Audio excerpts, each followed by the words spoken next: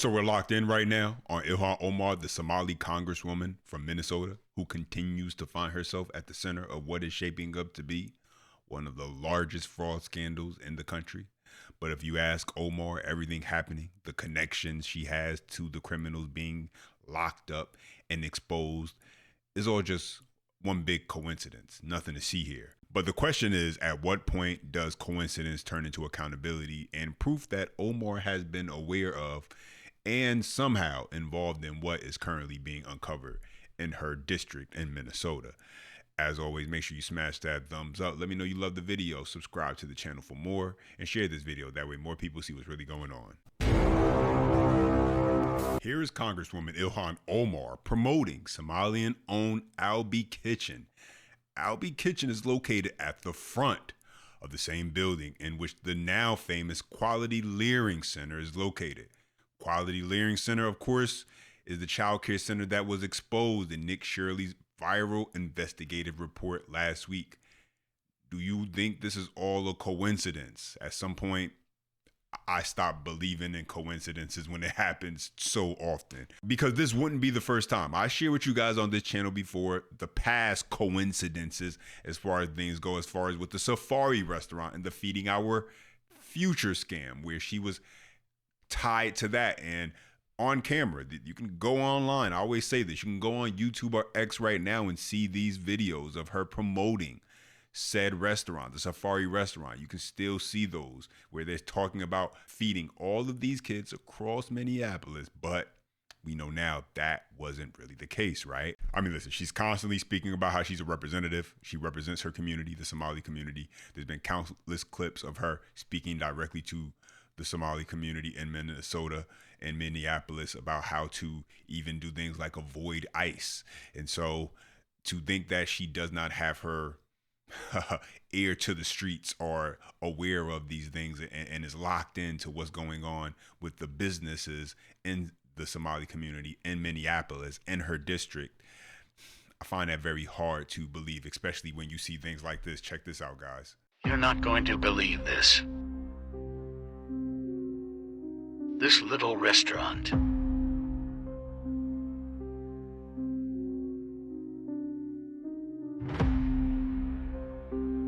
Does this spot look familiar?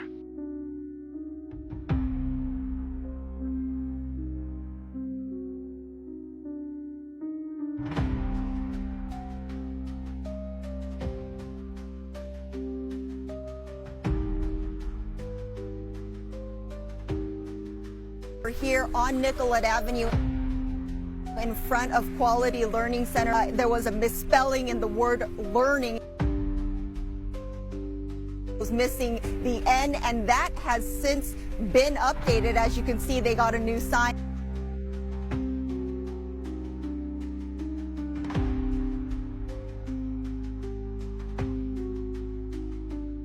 So we're talking about a politician in Ilhan Omar who somehow went from, remember, basically being in debt to having her net worth climb to 30 million in a year, pretty much. Someone who has been tied to people who are now convicted, arrested, or going to prison for fraud, stealing taxpayer money from the government. And in both situations, the Feeding Our Future scam with the Safari restaurant and the Quality Learning Center, we see her promoting the business. In this case, the Albi Kitchen, which sits in front of the daycare. And now we got even more fraud, waste, and abuse. Listen to this. A recent federal audit uncovered deficiencies in Minnesota's child care assistance program related to attendance tracking. Estimating that 11% of all payments likely had some flaw, potentially impacting $231.4 million in child care claims across more than 1,150 providers. And so basically what you're going to hear is them talk about how these daycares don't keep really good records as far as when it comes to attendance, which is a direct correlation into how they receive their funding from the government. Take a listen. This audit, conducted by the Department of Health and Human Services Office of Inspector General, was published back in May. It focused on attendance compliance required by providers receiving public assistance to help lower-income families afford their child care. And based on the review, the feds concluded that an estimated 11% of all payments the state made had at least one error related to attendance and the payments it doled out. Between the two of these child care centers, they're pulling in about $3 million a year, and there are no children. Of course, so much attention right now focused on the child care facilities featured in this now viral video, and whether the state was properly monitoring whether the centers were in fact caring for the number of kids they were licensed for to receive taxpayer-funded assistance. This audit looked back at data collected in 2023, concluding that Minnesota, quote, did not comply with federal and state attendance documentation requirements for some payments made under its child care assistance program. Auditors looked at 200 randomly selected assistance payments, finding attendance-related issues with 38 of those payments. By their math, the feds estimated 11% of all payments were likely to have some flaw. For some perspective here, we are talking about $231.4 million in child care claims, going to more than 1,150 providers.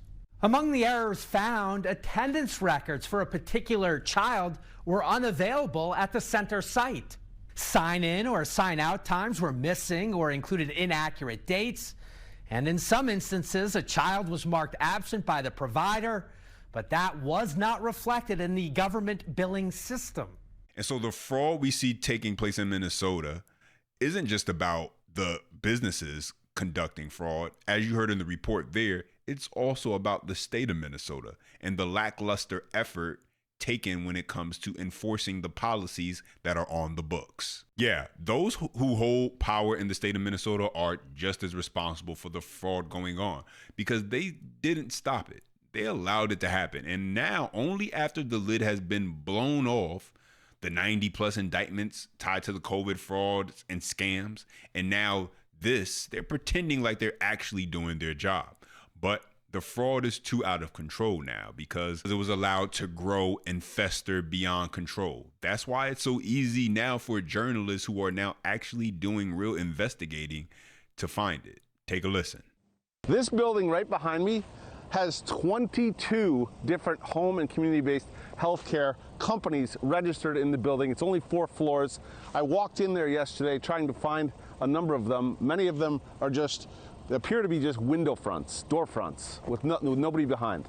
So same story, different location. We're here in St. Paul at this building, which looks like a warehouse or a dilapidated old building. Inside this building, there are 60 registered home and community health care organizations inside this one building.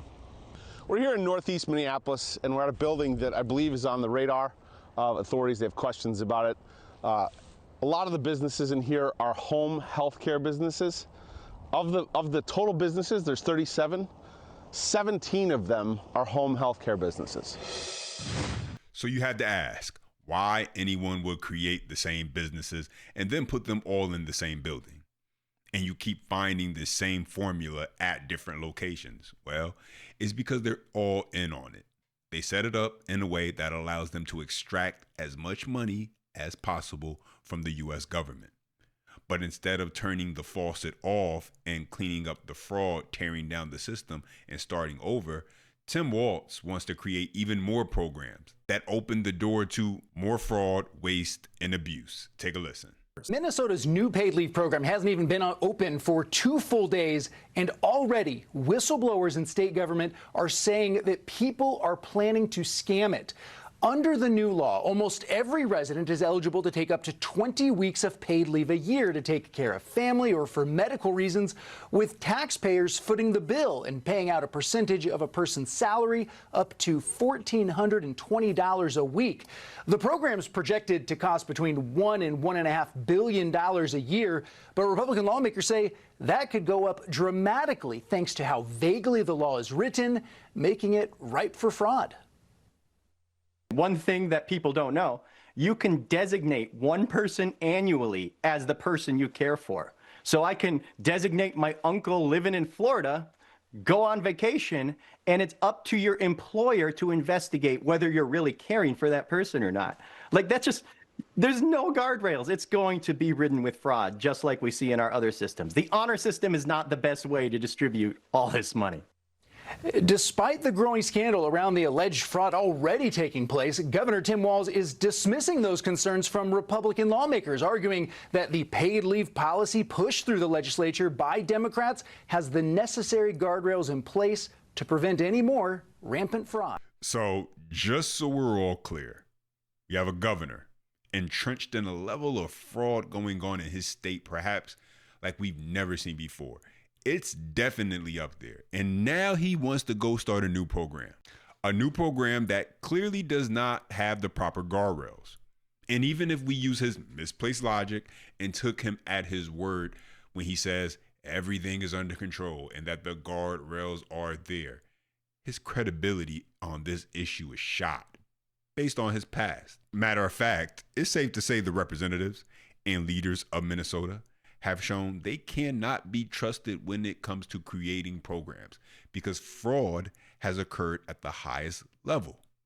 And now you have this new family paid leave program where you get this, 20 weeks off. And this is supposed to be the so-called fork in the road, something different. I mean, fool me once, shame on you. Fool me twice, you know the rest. At this point, Minnesota is up to about their 5th time anyway. And if you think people aren't going to take advantage of a program that gives them 5 months off, basically a paid vacation, where taxpayers are footing the bill, then you are sadly mistaken. I am incredibly proud of this program.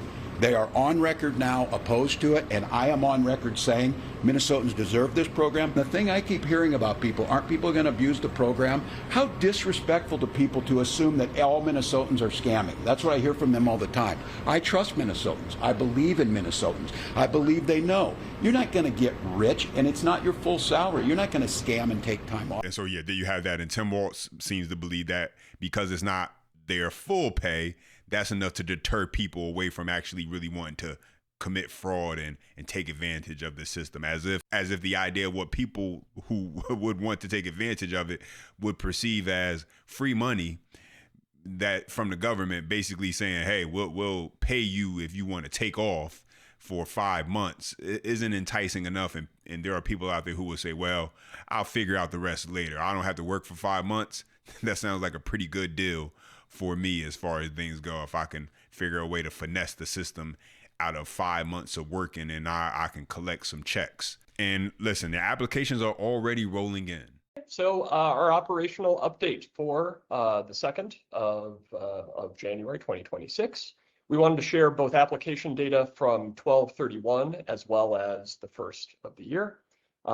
2 big days, obviously, not surprisingly, for the paid leave program. We got 1,249 applications on New Year's Eve and 1,931 applications on New Year's Day.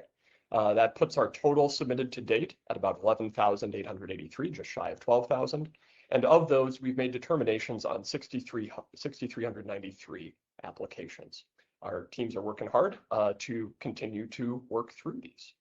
As far as the types of applications we received over the last 2 days, just neck and neck on bonding leave and medical leave. So we got 1,448 bonding leave claims, 1,449 medical leave claims, 274 caring leave claims, 6 safety, and 3 military family leaves. And I think this is notable that we think that we got a large chunk of the bonding leave claims in early during the beta and soft launches in November and December. And now we're already starting to see sort of a more even distribution of claims coming in.